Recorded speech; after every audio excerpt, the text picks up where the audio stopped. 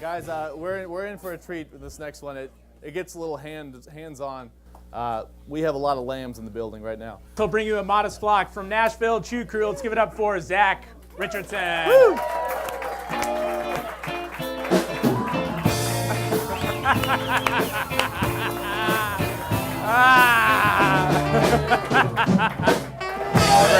Oh boy! Cheers. Oh, my bad. There you go. Take a seat. Good job, guys. Thanks for playing. Now, Zach, I'm told these things will, on occasion, use the restroom. On occasion, keep the business end pointed toward Ben. Yeah. Okay. There you go. Well, I can't blame them for not wanting to go to these bathrooms. I'll say right off the bat, they smell like farm animals. They do. They're genuine farm animals. This is great. We're going to ignore you for a second. Yeah, take your time. He doesn't. Why not me? So there's a couple other lambs crowd surfing. So if you find a lamb next to you, hold on to it. Have they been enjoy brought? All right, yeah, pass them around. They're somewhere. I held one for about 20 seconds outside. I got poop on my hand, so just be warned. Zach, thank you for being here. You bet, man. so Thank you much. for having me. So how did you? Excuse me. Stomach problems. How did you get into urban shepherding? I studied landscape architecture in school and then did this extracurricularly with some friends just to pick up our landscaping slack in the backyard.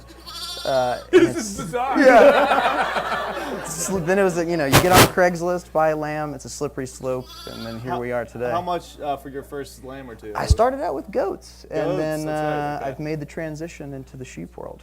But back then, 7, 8 years ago, 10 years ago, you could get on Craigslist and buy any of these for like $50, $75, but the price has gone up. Yeah. Oh, what's the current price? It's crazy. It's like $200 for one of these guys. It's nuts. Wow. Yeah. And is this a calm down? Is this there's an echo in here. Is this a certain breed? It is. So these are Katahdin and Dorper. Both are, by the end of today, you guys are going to go home and be shepherds. I'm going to try to tell you as much as possible, as quickly as possible. They're both hair sheep. Excuse me. Probably my chin. I think they're chewing on my microphone. They're both hair sheep versus a wool sheep. So your wool sheep are like your archetypal big fluffy sheep that you shear every year. These are bred in a more temperate climate, so they shed their coats every summer, so I don't have to do that. So it's easier on them. Shed? They do. You'll be covered in hair. I'm allergic. Oh, good. He'll be okay. Should have said something. Hey guys, by the way, I just want to point out there's like a little thing hanging from their. Oh wow. Stomach? Just got to second base. There's like a little thing hanging from their stomach. That's not like a piece of straw. That's an umbilical cord.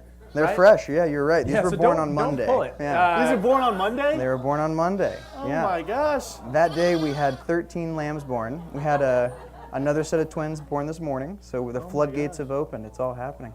Yeah. Some people come on our show and they say, "Were you born Monday?" But these guys They were. So you were earlier talking about ewes and lambs. There's one more that you might find useful.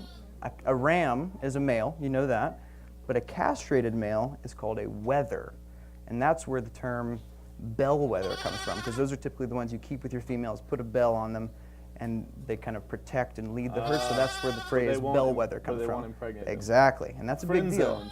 Friend-zoned, permanently, yeah. Permanently friend zone. Describe for us a typical day for you.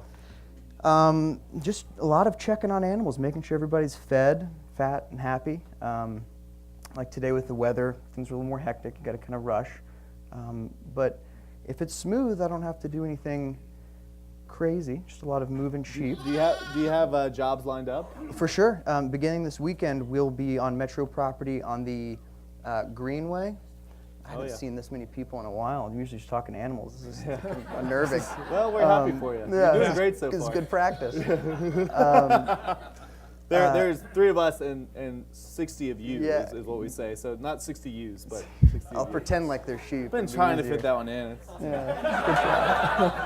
So my business partner, Dougie, who you saw in the video there, he's in the truck right now. It goes everywhere I do.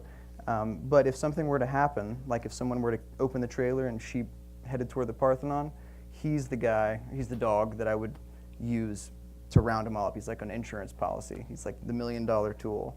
But I also have other dogs that stay with the flock. Dougie rides with me, and the other dogs are livestock guardian dogs, and they're like 24-hour security guards. They keep coyotes or dogs or mischievous teenagers, whatever it may be. They keep them on the other side of the fence. Wow. Seeing these lambs flying around. This is awesome. So let me ask you, I mean, have you always had an affinity for animals? Because I knew you in high school. Mm-hmm. You seemed, you talked to humans. Back then, I think you played baseball? Soccer. Soccer, that's right. Yep. Okay. When did you transition to animals? In college. Okay. In college I did. After I left, before I went to college, I had never been this close to a lamb before. And now I'm... somewhere in college I realized that I could make this a profession, being an urban shepherd, and it's still kind of odd to say that out loud. But now, are you? There are probably other urban shepherds in the Middle Tennessee area. Yes, there's another guy. When I was thinking about moving back here, I saw another one had opened up, and you guys should use them as well. They're called the Goat Guys, and they use a little bit more. They use a little bit more goats. I'm only sheep. I will say boo too, but also we hadn't heard back from you in a while, so I did reach out to them. Did you? Good. Yeah. Well, no, you're a little hard to get in touch with because do you have your phone on you? Shit. I do, but it's beneath my microphone. Don't worry about it. It's a flip phone. Everybody. Yeah, fits the shepherd uniform. Talk about farm animal. Now, Zach, let me ask you, for the people in the audience, if they wanted to utilize your services, sure. How small to how big? Could be any size. We've gone on backyards and side yards, and we've done several acres at a time on public properties. It could be a lawn, it could be a cemetery, it could be a public park, greenway. Anybody that has overgrown property, that's a candidate for grazing. So if let's hypothetically, I've got an acre lot that's pretty overgrown. What does that cost me? I'm sure it depends. It always depends, and I always wait to look at a site before I give an estimate. Right. But it kind of depends on what the client wants. If it was like a metro property, they're interested in getting the job. Bless you. Getting the job done quickly. But if it was like your house with Ben and your other roommate, you're welcome. You could have less sheep and it would last longer. You know what I mean? So I could bring 50 sheep to your house and be done in an afternoon, or it could bring like 15, 20 and let it ride out over the weekend. And you'd bring them there each day? No, they stay overnight. That's what the livestock guardian dogs are for. Wow. Yeah. They're on the job 24/7. Wow. Did chicks like this stuff? No, you would think, but no, I don't think so. I think it'd be so cool to be like, oh, we gotta go back to my house, and like, oh, there are the old ewes. You again. Yeah, but they don't like that. Let me ask you, how do you feel about kudzu? Kudzu? Exactly, Excuse kudzu. Me. Yeah, kudzu. How do you feel about kudzu? I hate kudzu, but the good news is sheep love kudzu. They love it. See, I kind of like. You like kudzu? Yeah, I think it's pretty kind of photogenic. Yeah, we're not gonna get along. It's an invasive species. It is. It's big time. Where I came from in Georgia, it's a really big problem. But here in Middle Tennessee, it's not too bad. I mean, it's bad, but it's not, taking over houses like it is down there. What's enemy number one? Around here? Yeah. There's several, but privet. Everybody's familiar with privet. Honeysuckle is pretty bad here. Euonymus is another one that is not anywhere else that I've been. We could talk about plants all day, but now clarify for me. Honeysuckle, I think of it as a big tree. Well, it's more the shrubby one. There's a vine, Japanese honeysuckle, and then there's the shrub, amber honeysuckle or bush honeysuckle, and both are a problem. So keep an eye out for those. Sheep love them both. When will these guys start working for you? Right now, I've got a maternity ward kind of set up where the fresh babies are hanging out with mom, but pretty soon they're going to be twice that size. Like in 2 weeks, you're not going to recognize them, and they'll be ready for work. They won't be eating as much, but they can accompany mom, because you wean them at about 3 months of age. He's peeing on the couch. Is he No, really? he's not. Yeah.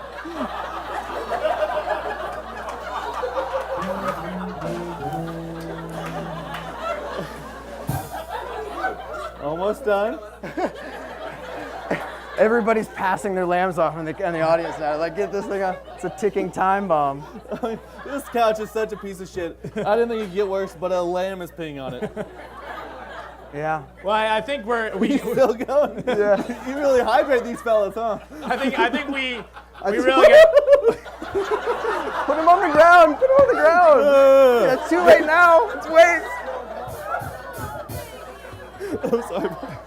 It was starting to leak over to me. And, the couch can only absorb so much. Immediately Well, Zach, That was a quart of urine. Zach, I was going to say it's good that you're bringing jobs back to America, but It's funny you say that. I've got a T-shirt. I wanted to wear it tonight. It's on production. On the back, it's going to say, "Make America Graze Again." that's Hey. great. Puns, sheep Hey, puns. we're about out of time. Bad. Not bad. Zach, where can they find you? How can they get in touch with you? You got a flip phone? NashvilleChewCrew.com. There is a Facebook page. You can find me there, or just talk to me after the show.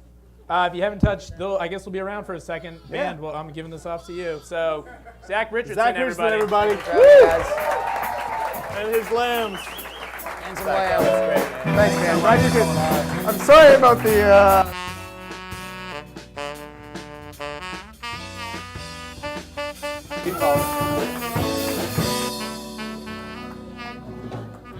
Lambs out here. Yeah, if you want to just follow me, if you've got a lamb, we'll take him back to the trailer. Oh, shoot. All right. And I think that's about it. Thanks for coming out, everybody. We've got 12 shows this season, and we'll be back next week. Thanks, Giving them to you. Didn't you enjoy the shoot? Awesome. That was great.